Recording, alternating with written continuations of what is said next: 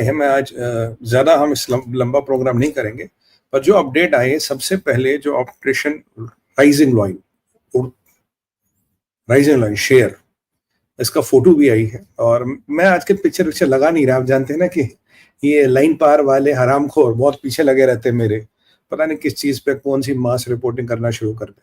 कोई बात नहीं, मैं आजकल उन्हें मौका ही नहीं देता, पर उनकी जख्मों पर रोज नमक छिड़कता हूँ। आपने देखा होगा, नमक, लाल मिर्च, नींबू। हाँ, ये काम रोज का है, ये काम विदाउट डिले होना चाहिए।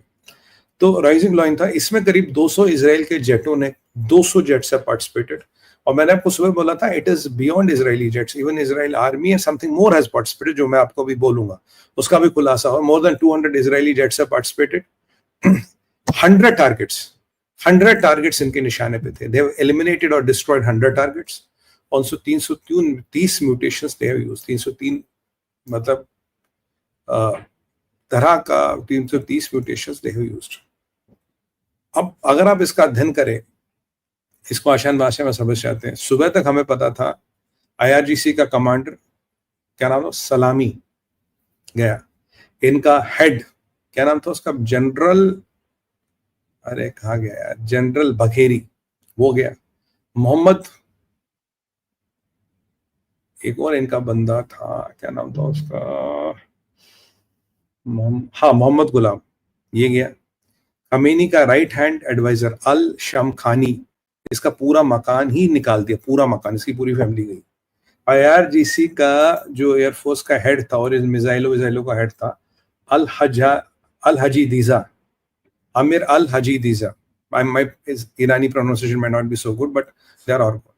ऐसा माना जाता है अभी तक का जो नंबर है। अब यार नाम किस किस के याद रखें, अब नंबरों पे बात करते हैं। नंबरों में ज्यादा मजा आता है ना आपको।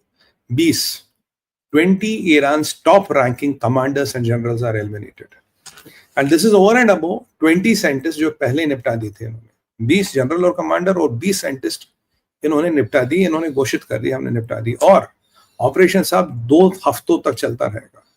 5 अटैक किए, 5 अटैक। जो सुबह ईरान करता जनाब मैं बैलिस्टिक मिसाइल चलाऊंगा, मैं चला, कुछ नहीं चलाया। 100 ड्रोन चलाए थे, शाहिद ड्रोन, उनको इंटरसेप्ट किया गया। और मजे की बात है, उनको इजराइल की टेरिटरी से पहले इंटरसेप्ट किया गया।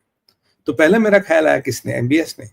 फिर पता लगा सीरिया में भी इंटरसेप्ट हुए। फिर पता लगा जॉर्डन की एयरफोर्स ने भी इंटरसेप्ट किया, कि अगर आप जॉर्डन की एयर स्पेस को वायलेट करते हो, ड्रोन भेजोगे, मिसाइल भेजोगे, तो जॉर्डन ने भी इंटरसेप्ट किए हैं, सीरिया में भी इंटरसेप्ट हुए हैं, और संभवतः सऊदी में भी इंटरसेप्ट किए हुए हैं।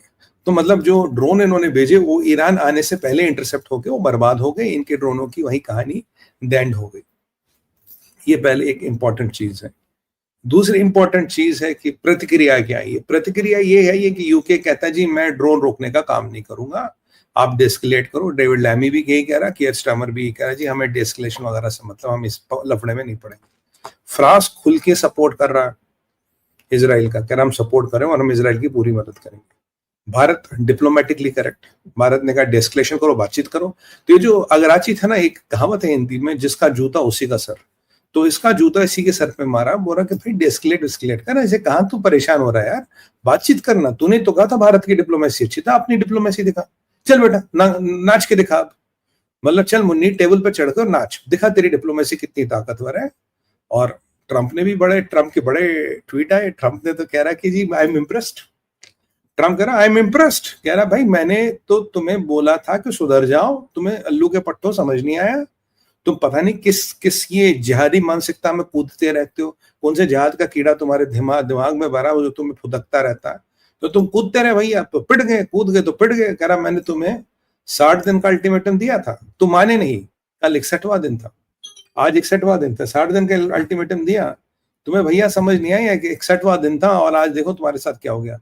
फ्राइडे द 13th ट्रम्प ने 60 दिन का अल्टीमेटम दिया था। और कल सुबह के शो में मैंने कहा था कल इनके 60 दिन खत्म हो रहे। I had highlighted this point. अगर आपको याद हो 60 दिन के खत्म हो रहे, अब तो कभी भी कुछ भी हो सकता है।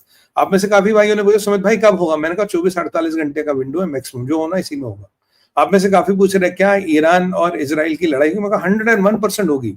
Late there be no doubt, ये होगी या नहीं होगी, 101% होगी। तो ये लड़ाई हुई है, ये इनका 60 इनके लोग मरे हैं, 61 दिन वाला टाइम हो गया। और खबर यह है कि ईरान का एक कम्युनिकेशन मिनिस्टर है, वो कह रहा है जी हमने ईरान में इंटरनेट की सुविधाएं बंद कर दी। अरे तुम तो इतने सूरता हो, इतने बहादुर हो, तुम्हें इंटरनेट की सुविधा बंद करने की क्या आवश्यकता है? और ईरान साहब पहुंच गया यूएन, कहता है यूएन की इमरजेंसी मीटिंग बुलाओ, क्यों तुम्हारे पास तो बम बम रखे हैं ना, इस्लामी टेक है, इस्लामी बम है, यूज करो। यूएन वाले क्या करेंगे, काफिर है सारे, तुम बुलाओ, इस्लामी टेक वेक है तुम्हारे पास, बम है, यूज करो। ईरान के कम से कम 20 से ज्यादा न्यूक्लियर साइंटिस्ट जो टॉप रैंकिंग थे, सबको एलिमिनेट किया गया। ये अटैक साइमल्टेनियसली हुआ, जो मेरा सुबह अंदाजा था, they attack simultaneously at all the places, simultaneously इनको डिस्ट्रॉय किया गया। दूसरा जो सबसे इंपॉर्टेंट चीज है, जो इंपॉर्टेंट आपके लिए पता नहीं एक साथ हुआ, हाँ, अब अभी ईरान में एक इमरजेंसी मीटिंग बुलाई गई है साहब। इमरजेंसी, आप इजराइल का क्या करें? आपको याद है सुबह इन्होंने कहा था अब हम कई 100 बैलिस्टिक मिसाइल है, 800 बैलिस्टिक मिसाइल और हजारों ड्रोन भेजेंगे, घंटा भेजे साथ। सुबह से इतना टाइम हो गया, कुछ सोच शाही ड्रोन भेजे, वो भी घटिया, वो भी इजराइल तक पहुंचे नहीं, पहले बाकी लोगों ने उनको इंटरसेप्ट कर दिया। तो कोई मिसाइल नहीं भेज पाए इन्होंने। इनके पास, मैं आपको सुबह कह रहा था, इनके पास कुछ भेजने की औकात है। 8 से 10 लेयर्स ऑफ इजरायली अटैक हुए, 8 से 10 बार आए, कुछ नहीं कर पाए। कहाँ ये ईरान का, ये क्या है, ये एयरफोर्स कहाँ है ईरान का? ये जो उड़न खटोले हैं, ये जो बाबा आजम के जमाने के उड़न खटोले, उड़ते भी है, ये फट गई है, डर लगता है जहाज में बैठने में। कोई रेजिस्टेंस नहीं आ रहा है ईरान से। सो ड्रोन, मतलब after so much of debacle you were able to send 100 drones which got intercepted. पर हाँ, ये संभव है कि आज रात को अपने कुछ बचे कुछ जो भी बैलिस्टिक मिसाइल्स होंगे जो चलते होंगे वो चलाएंगे। तब्रिज एयरपोर्ट कंप्लीटली डिस्ट्रॉय कर दिया गया है, इनकी रिफाइनरीज को भी टारगेट किया गया है, इनके कमांडर्स को, इनके लीडर्स को, मैंने कहा टॉप रैंकिंग जनरल्स। तो अभी ये हेडलेस है ईरान में कोई माई बाप नहीं है।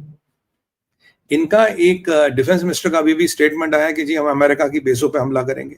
मार्को रूबियो ने सुबह कहा था औकात में रहना, अगर हमारी बेस या हमारे इंटरेस्ट को छुआ भी तो मुन्ना बहुत तबियत से फोड़ेंगे, ऐसा फोड़ेंगे याद रखोगे। तो अगर इन्होंने हमाकत की तो इन पे सब टूट पड़ने वाले, इनका ध्यान करने वाले। और मैं आपको बताऊं कि बार Khamenei is not out of reach.